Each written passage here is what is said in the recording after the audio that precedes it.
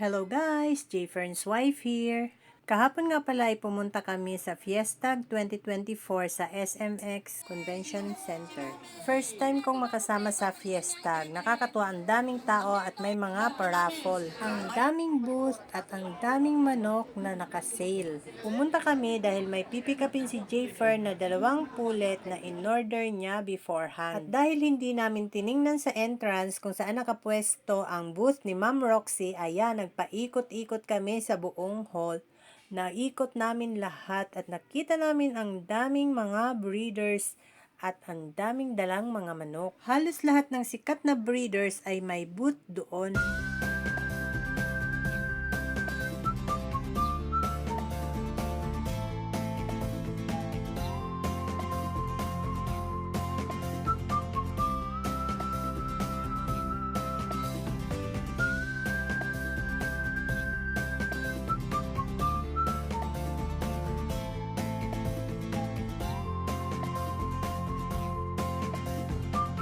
At yan, nakita din namin ang booth nila Ma'am Roxy. Malapit lang pala sa entrance na pinasukan namin. At yan, kausap na ni Jayfern ang mga tauhan ni Ma'am Roxy para kuhanin ang kanyang order na pulet.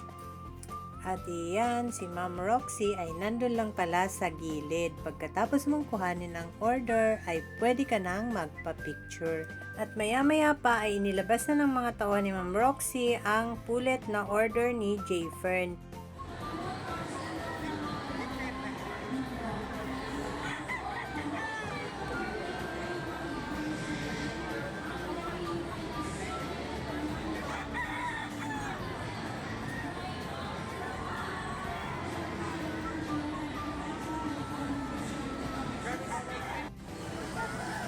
At yan, pagkatapos naming makuha, picture taking na. Salamat sa team ni Ma'am Roxy. At bago umuwi ay tumingin-tingin muna kami sa madaming nagtitinda ng mga poultry supplies. Nakakaaliw sa Fiestag. Akala ko puro lalaki lang ang mga nandun, pero madami din palang mga babae.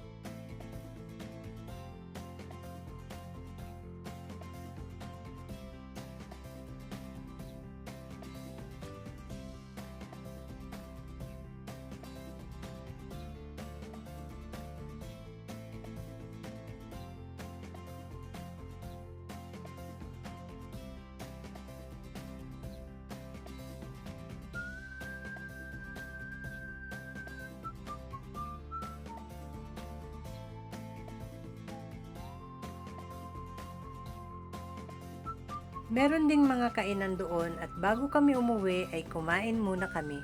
That's all guys. Thank you so much for watching. Please like, share, and follow for more. Bye!